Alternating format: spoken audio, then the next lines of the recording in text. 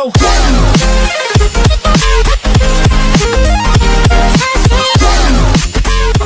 안녕하세요. 도깨비 흥신소 대표 천선호입니다. 오늘 도깨비 흥신소에서 알려드릴 영상은 상간녀 복수하는 방법입니다. 간혹 의뢰인분들 중에 상간녀 복수하는 방법을 물어보시는 경우가 있습니다. 가장 큰 복수 방법은 두 가지가 있는데요. 첫 번째는 상간녀의 가족, 회사 동료, 지인, 주변 사람들에게 이 사실을 알리는 거고, 두 번째는 상간녀에게 위자료 청구 소송을 하는 것입니다. 근데 여기서 주의해야 할 점이 있는데요. 상간녀에게 복수를 하겠다고 상간녀 직장이나 주변 사람들에게 사실을 알리고 다닐 경우에는 명예훼손죄로 처벌을 받으실 수가 있습니다. 그러나 상간녀의 배우자에게는 이 사실을 알려도 처벌을 받지 않습니다. 단 자신이 어느 정도 벌금형을 당할 수 있다는 걸 감안하실 분이라면 상간녀 직장이나 상간녀 집 앞에서 1인 시위를 하셔도 좋고 전단지를 만들어 뿌리셔도 좋습니다. 의뢰인 입장에서는 너무 억울할 것인데요. 그렇다면 처벌을 받지 않는 선에서 상간녀가 불륜 사실을 알릴 수 있는 방법은 없을까요? 이 방법처럼 확실하지는 않지만 통장을 상간녀의 회사로 보내서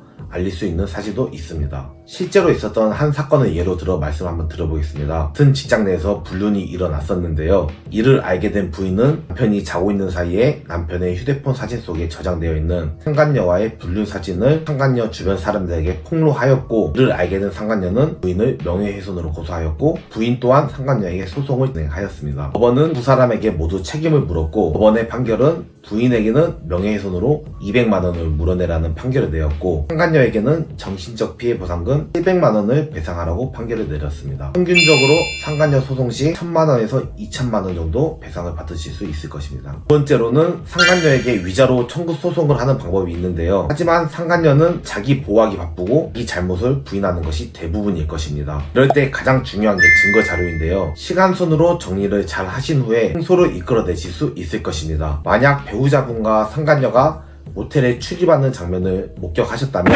현장을 덮친 후에 꼭 상간녀에게 각서를 받으시길 바랍니다. 그런데 상간녀가 쉽게 각서를 작성해 주지는 않을 것인데요. 저희 도깨비 흥신소에서 실제로 사용하고 있는 방법을 말씀드리겠습니다. 현장에서 이런저런 이야기를 하시다가 상간녀를 용서해 주는 척 한 번만 더 만나면 그때는 그냥 넘어가지 않는다, 이런 식으로 이제 이야기를 하시다가 이야기가 마무리될 때쯤에 각서를 받아내시는 겁니다. 처음부터 각서를 요구하게 될 경우에는 상간녀들은 그때 쓰지 않을 것입니다. 여기서 중요한 점은 억지로 각서를 작성하게 할 경우에는 협박죄로 처벌을 받으실 수도 있습니다. 각서 내용은 육하 원칙에 따라 언제 어떻게 해서 만나게 되었고 데이트를 몇 번 하였고 등등 이런 내용을 적으시고, 여기서 또 중요한 점이 유부남인지 알았냐 몰랐냐입니다. 상간녀는 당연히 유부남인지 몰랐다고 부정할 것입니다.